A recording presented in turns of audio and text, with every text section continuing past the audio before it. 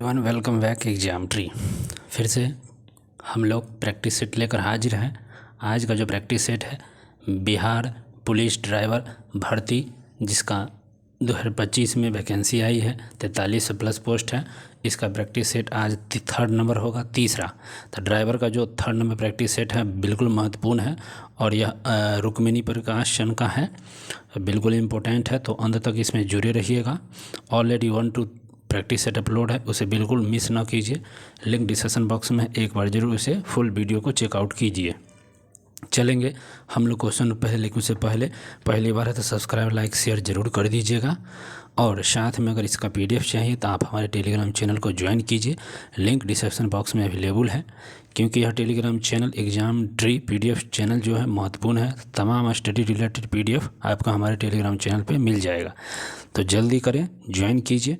चलिए हम लोग चलेंगे रुक्मिणी प्लेटफॉर्म का जो थर्ड नंबर प्रैक्टिस सेट है उसको देखेंगे। बिहार पुलिस ड्राइवर का जो है बहुत इंपॉर्टेंट है, दिसंबर में शायद एग्ज़ाम होने वाला है या हो सकता है लेट से जनवरी में होगा। तो बिल्कुल 60 क्वेश्चन इसमें GK के होंगे और 40 जो प्रश्न होंगे इसके ये ड्राइवर संबंधित इसके क्वेश्चंस होते हैं।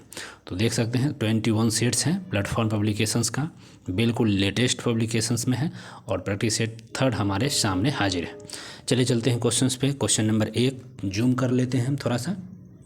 तो क्वेश्चन नंबर 1 आपके सामने है। अगा खा कप का संबंध पूछा गया है। अगा खा कप का संबंध किससे है? तो अगा खा कप जो संबंध है, यह का संबंध किससे है? तो अगा खा का जो होता है हॉकी से। अगा खा कप संबंध किससे हो जाएगा? हॉकी से। किससे होगा भैया? तो हॉकी से होगा। अगला क्वेश्चन देख लीजिए। अगा खा कप हॉकी से संबंधित है बिल्कुल। और आपको फुटबॉल से पूछा जाएगा तो कुछ फुटबॉल के जो है उसको हम देख लीजिए। फुटबॉल से संबंधित कौन कौन से आ जाते हैं उसको हम लोग थोड़ा सा देख लेते हैं। जैसे DCM ट्रॉफी होता है फुटबॉल से, डूरंड कप फुटबॉल से, रॉबर्ट्स कप फुटबॉल से, VC रॉय ट्रॉफी फुटबॉल से, संतोष ट्रॉफी फुटबॉल से, मर्डेका कप फुटबॉल से। तो ये फुटबॉल से संबंधित कुछ थे। अब अगला बात करिएगा तो एजरा कप पोलो से देख लीजिए।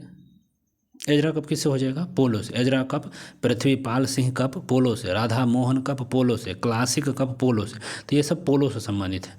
और कुछ उसके बाद देख लीजिए Beighton Cup, Rangaswamy Cup, Begum Rasool Trophy, Maharaja Ranjit Singh Gold Cup, Lady Ratan Tata महिला जो ट्रॉफी आता है ये भी आपके, और ध्यानचंद ट्रॉफी हॉकी से, वेलिंगटन कप हॉकी से। ये सारे जो संबंध थे हॉकी से संबंधित है। तो बिल्कुल यह इम्पोर्टेंट और महत्वपूर्ण है। गोल्फ की बात कर ले, गोल्फ की बात करें तो Walker Cup, circuit Cup, Ryder Cup, Dunhill Cup और प्रिंस ऑफ वेल्स कप का संबंध गोल्फ से है। चलिए तो बहुत सारे खेल शब्दावली आपको हमने बता दिया है। दूसरे नंबर प्रश्न पाते हैं। 2011 जनगणना के अनुसार निम्नलिखित में से कौन सा राज्य भारत के सबसे कम जनसंख्या वाला राज्य? तो सबसे कम जनसंख्या वाला सिक्किम है। सबसे कम जनसंख्या वाला राज्य कौन सा हो जाएगा? तो सिक्किम। जानते ही हैं सिक्किम है, जनसंख्या से कम है, लेकिन क्षेत्रफल से पूछेगा तो गोवा है। गोवा में सिर्फ 2 ही डिस्ट्रिक्ट है गोवा का, वह क्षेत्रफल में कम हो जाता है। तो इसको ध्यान रखना है। 2011 जनगणना के अनुसार पूछा गया है। और सिक्किम की जो जनसंख्या है सिर्फ कितने हैं? तो 6,10,577। 2011 के हिसाब से 6 लाख प्लस था। 2011 जनगणना के लिंगानुपात सिक्किम का 890 है। सिक्किम की साक्षरता 81.42% 11 के हिसाब से। केरल का जो जनसंख्या है कितना है? तो शायद इसका 3 करोड़ हो जाना चाहिए। ठीक है, तो 3 करोड़ लमसम होता है प्लस। केरल का लिंगानुपात सबसे अधिक है 1084, ध्यान रखिएगा। और हिमाचल का जो लिंगानुपात है, नहीं सॉरी, हिमाचल जो किस में आता है सबसे कम जनसंख्या का, तो हिमाचल का ही है, नहीं अरुणाचल का हो जाएगा। तो इस सारे चीज़ों को आप लोग ध्यान रखिएगा। अगला क्वेश्चन करते हैं। पंडित हरिप्रसाद चौरसिया का संबंध किससे है? हरिप्रसाद चौरसिया का जो संबंध है किस खेल से होगा? तो बांसुरी वादक है। हरिप्रसाद चौरसिया जो किस सब में संबंधित है? तो ये आपको के हो जाएंगे बांसुरी वादक। बांसुरी वादक हरिप्रसाद चौरसिया का संबंध होता है बांसुरी वादक से। चलिए अगला प्रश्न पर आते हैं। सिकंदर ने किस वर्ष, तो 3 नंबर क्वेश्चन हो चुका ना। हरिप्रसाद चौरसिया बांसुरी वादक है। या इनको फ्रांस सरकार के द्वारा night of the order of the arts and letters पुरस्कार भी दिया गया था। तो ठीक है, इतना आपको ध्यान रखना है। और बांसुरी अत्यंत लोकप्रिय सुधीर वाद्य यंत्र है। ठीक है, पन्ना लाल घोष, वी कुंजरमणि एन नीला, राजेंद्र प्रसन्ना, राजेंद्र कुलकर्णी, ये सब बांसुरी वादक है, तो ध्यान रखिएगा बांसुरी वादक। अगला क्वेश्चन करेंगे सिकंदर ने किस वर्ष भारत पर आक्रमण किया था? तो सिकंदर ने जो भारत पर आक्रमण किया था 326 BC, बिफोर ऑफ क्राइस्ट जन्म ईसा मसीह, तो 326 BC में सिकंदर ने क्या किया, भारत पर हमला किया था। और उस सिकंदर के पिता का क्या नाम था? सिकंदर के पिता का नाम फिलिप द्वितीय था। सिकंदर के पिता का नाम फिलिप द्वितीय था।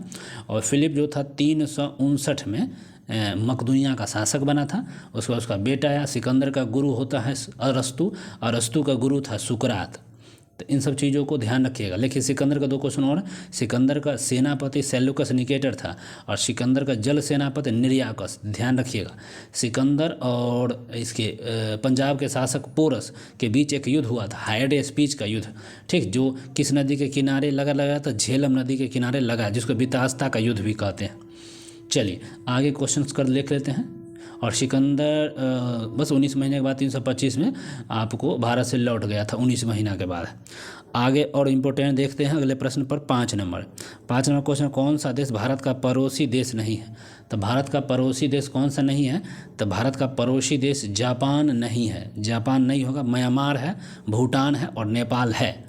लेकिन जापान भारत का पड़ोसी देश नहीं। भारत के पड़ोसी देश की संख्या 7 है, ध्यान रखिए। बांग्लादेश, चीन, पाकिस्तान, नेपाल, म्यांमार, भूटान, अफगानिस्तान। सबसे ज़्यादा सीमा जो लगता है बांग्लादेश से और सबसे कम सीमा जो लगाता है अफगानिस्तान से। तो ये इतने सारे प्रश्न थे आपके लिए। अगला प्रश्न 6 नंबर है। अगला प्रश्न 6 नंबर, वर्धमान महावीर जैन धर्म के अंतिम तीर्थकर थे। और क्या में तीर्थकर थे? महावीर जो थे ये 24वें तीर्थकर थे। क्या नंबर का थे? तो 24 नंबर के ये तीर्थकर थे। जैन धर्म में महावीर जो कहते हैं 24 नंबर के ये तीर्थकर हुए हैं। ध्यान रखेंगे इन चीज़ों को। और टोटल 24 तीर्थकर थे, इसको भी ध्यान रखना है। मन वाणी कार्यों पर उन्होंने जीत हासिल किया था। 12 वर्ष तक उन्होंने क्या किया? तपस्या किया था। कितना वर्ष तक? तो 12 वर्षों तक तपस्या किए थे महावीर जी, ठीक है।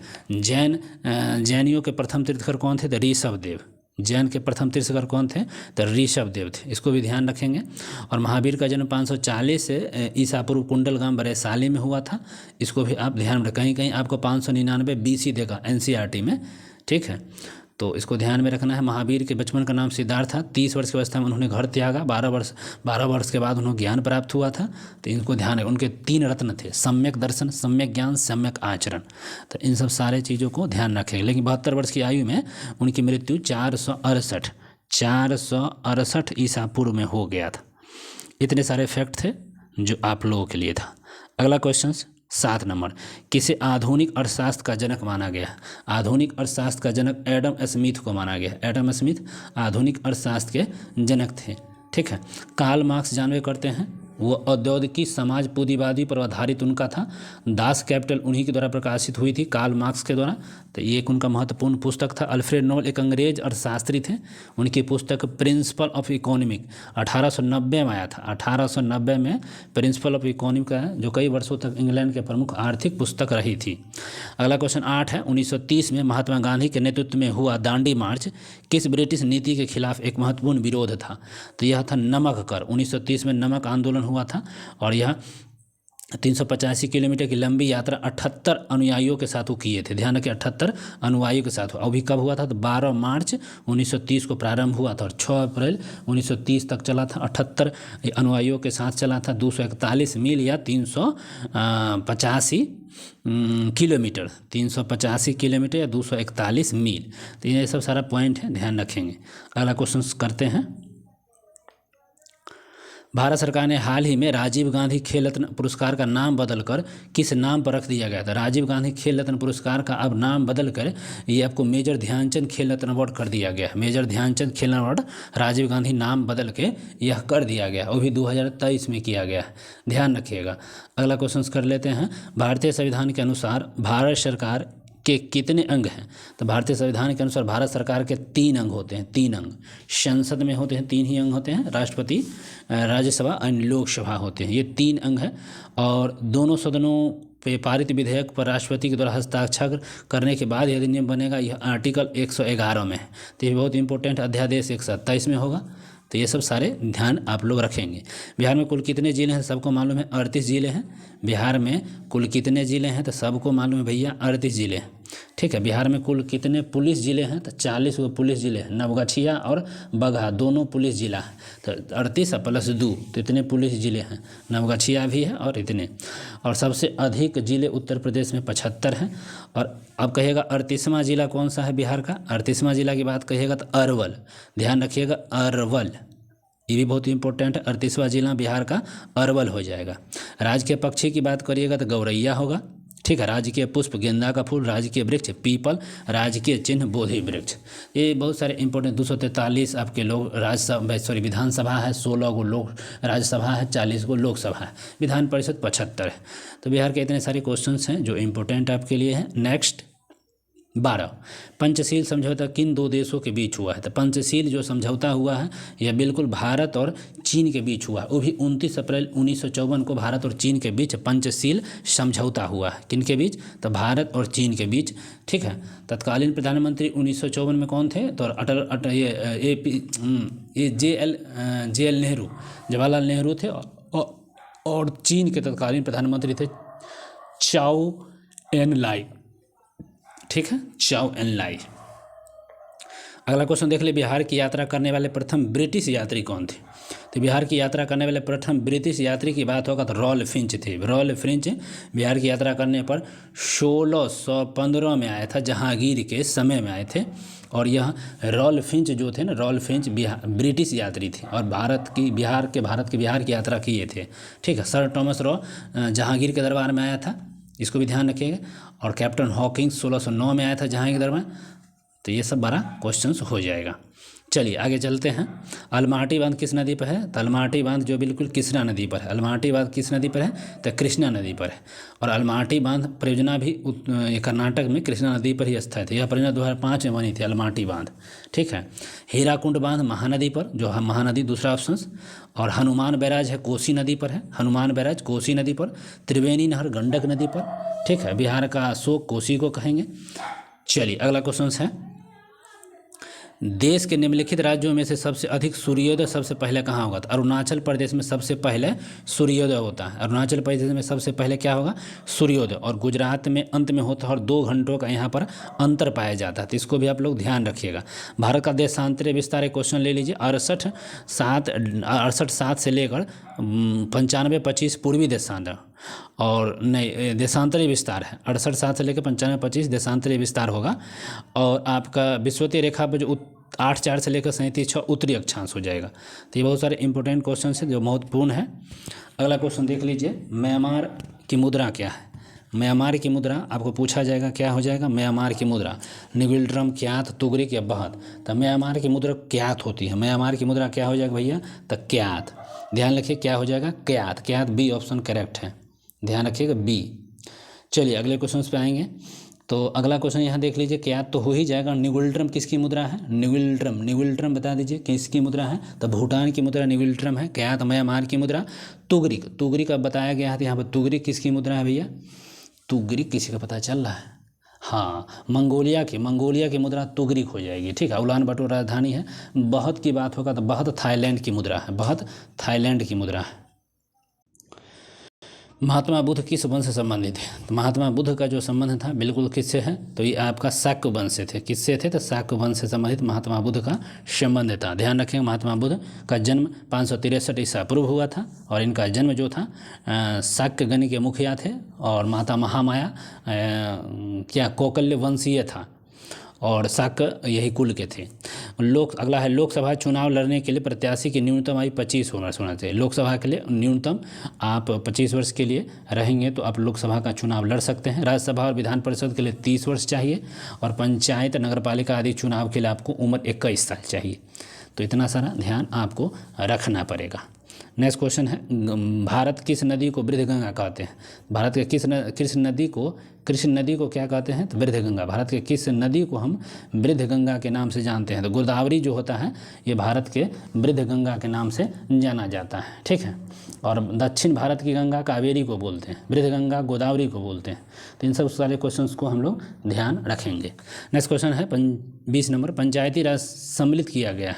तो पंचायती राज को जो सम्मिलित किया गया है राज्य सूची में, पंचायती राज को 7वीं अनुसूची में, राज्य सूची में प्रविष्ट किया गया है। पंचायती राज 7वीं अनुसूची में है और यह त्रिस्तरीय पंचायती राज है जो बलवंत राय मेहता समिति के अनुसरण में लाया गया था 1957 में, ध्यान रखना है, ठीक है। और 73वें संविधान संशोधन 1992 के तहत आपको 11वीं अनुसूची में जोड़कर राज्य पंचायती राज संस्थाओं में संवैधानिक स्तर भी प्रदान कर दिया गया था। नेक्स्ट क्वेश्चन है, कौन ऐसे उपराष्ट्रपति थे जो निर्विरोध चुने गए थे? निर्विरोध चुने जाने वाले राष्ट्रपति कौन थे?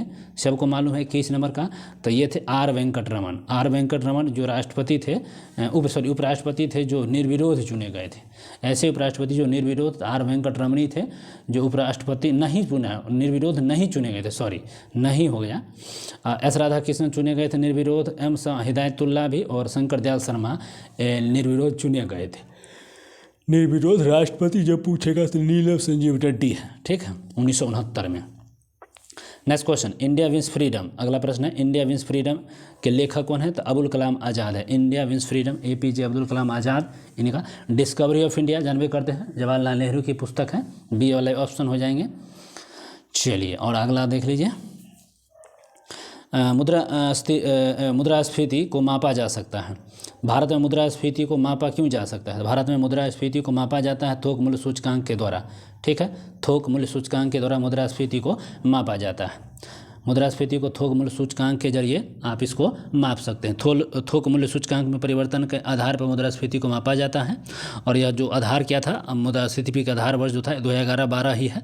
मुद्रास्फीति में मुद्रा का मूल्य घट जाता है तो वस्तु की तुलना में, मुद्रा का मूल्य घटेगा वस्तु की तुलना में ही घटता है। मुद्रास्फीति को रोकने के लिए तत्काल बाजार में तरलता कम करनी चाहिए, तरलता को कम करके आप इसको कह सकते हैं।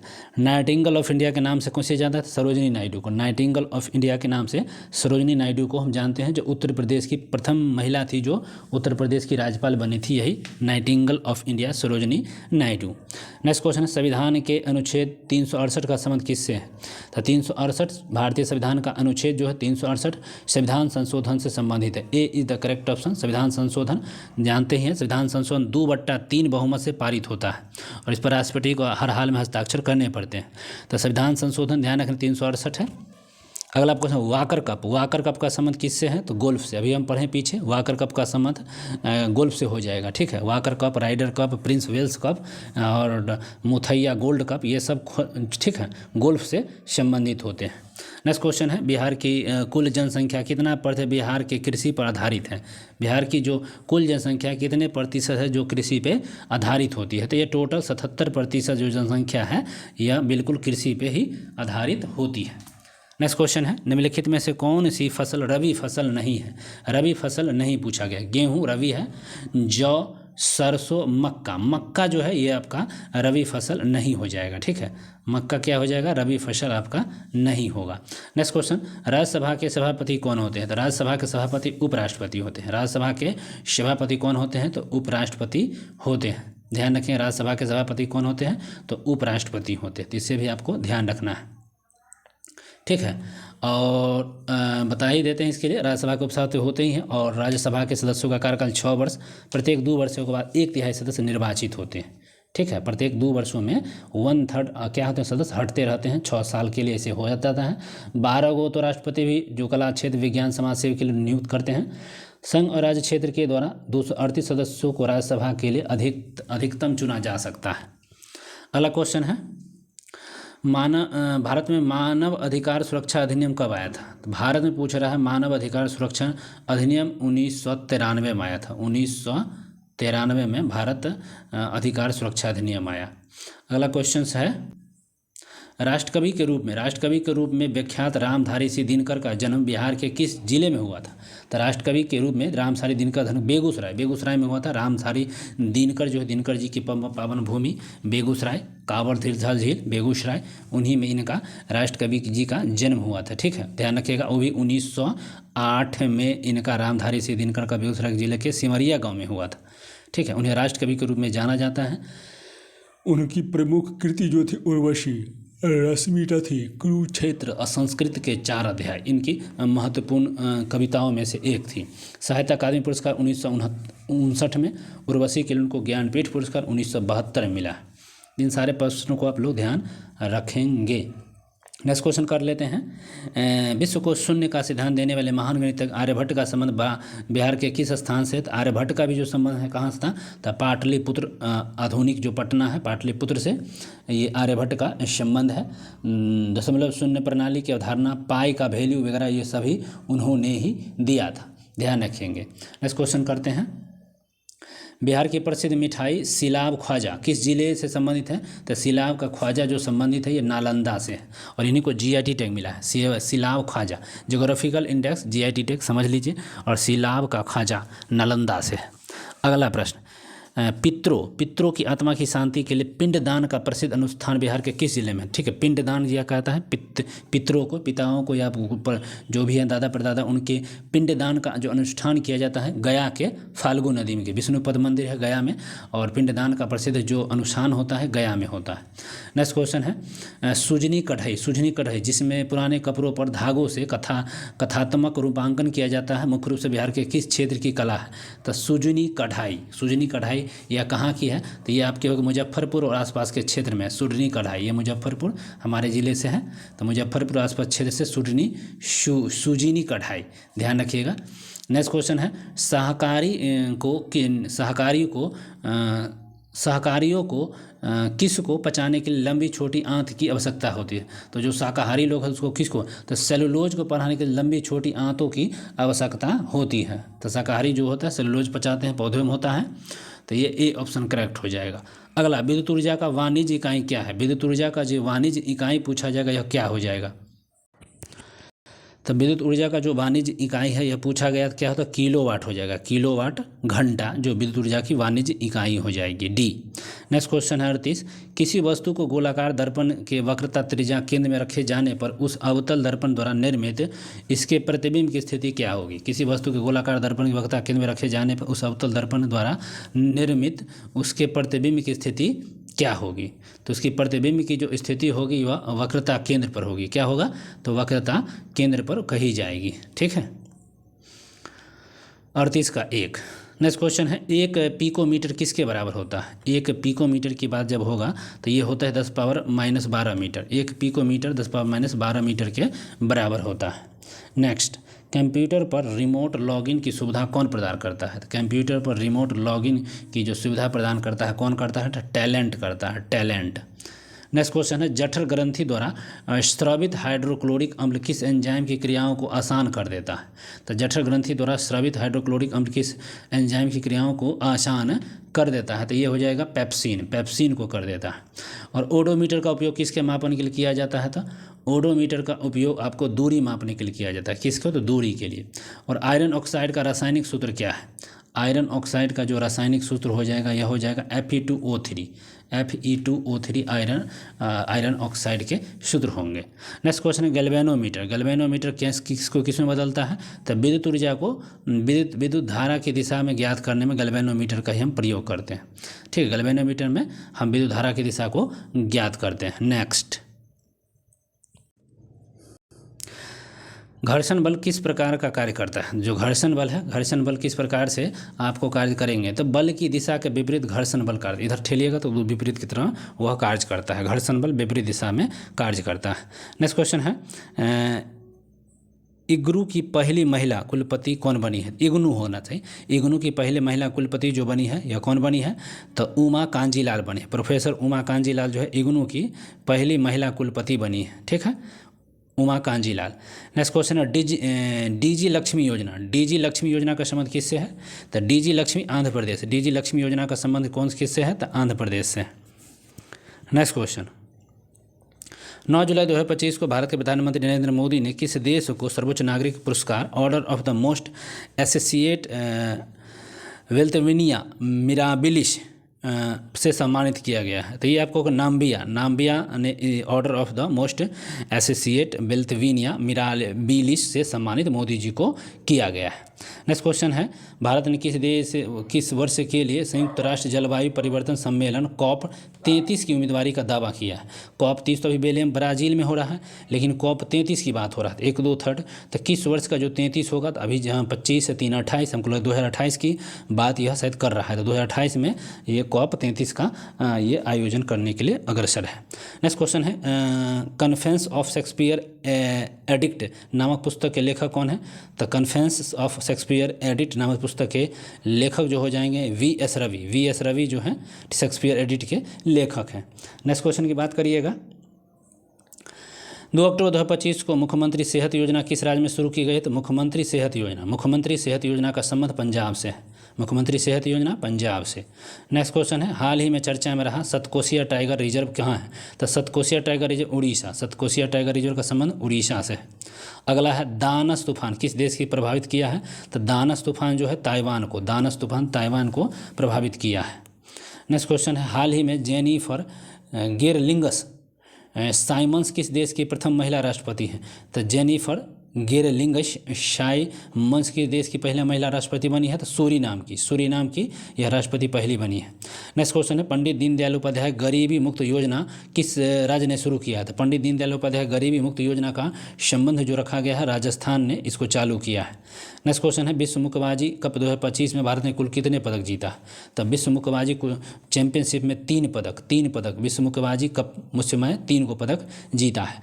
केंद्र सरकार ने प्रमुख नेशनल हाईवे पर टोल टैक्स में कितने प्रतिशत की कटौती किया है? तो टोल टैक्स में 50% की कटौती किया है। टोल टैक्स में 50% के अभी कटौती हुई है। नेक्स्ट क्वेश्चन है, 6 से 7 जुलाई 2025 को 17वां ब्रिक्स शिखर सम्मेलन का आयोजन कहाँ होगा? तभी ब्रिक्स शिखर सम्मेलन जो ब्राज़ील में हो रहा है, बिल्कुल बेलेम में भी बताए थे, 17वां ब्रिक्स शिखर सम्मेलन ब्राज़ील के बेलेम में हो रहा है। नेक्स्ट क्वेश्चन, अंडर 19 एक दिवसीय क्रिकेट में सबसे युवा और सबसे तेज शतक लगाने वाले बल्लेबाज कौन बन गए? सबसे युवा और सबसे तेज शतक वाला वैभव सूर्यवंशी समस्तीपुर बिहार से हैं, बिल्कुल इन्होंने ही लगाया है। नेक्स्ट क्वेश्चन, भारत का पहला ट्रांसजेंडर क्लिनिकल मित्र क्लिनिक को पुनः किस नाम से हैदराबाद में खोला जाएगा? मित्र क्लिनिक है, ट्रांसजेंडरिकल है, और इसको किस नाम से हैदराबाद में खुला? तो सबरंग के नाम से खोला जा रहा है। नेक्स्ट क्वेश्चन, मोटर वाहन नियमों के अनुसार क्या परिवहन वाहन जैसे ट्रक बस के ड्राइवर के लिए वर्दी पहनना अनिवार्य है? सो पूछा है, तो क्या इसके लिए वर्दी पहनना अनिवार्य है? सो पूछ दिया गया है, तो बिल्कुल ये हो जाएगा हाँ, ड्यूटी के दौरान निर्धारित वर्दी पहनना अनिवार्य हो जाएगा।